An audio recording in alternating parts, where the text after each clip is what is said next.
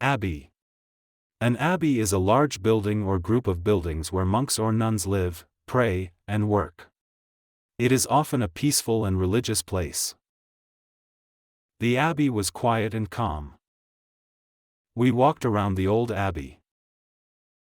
The children were amazed by the big, beautiful abbey with its tall towers and stained glass windows.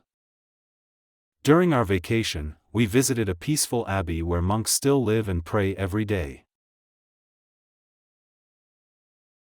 Monastery, a place where monks live and pray. Church, a building for worship.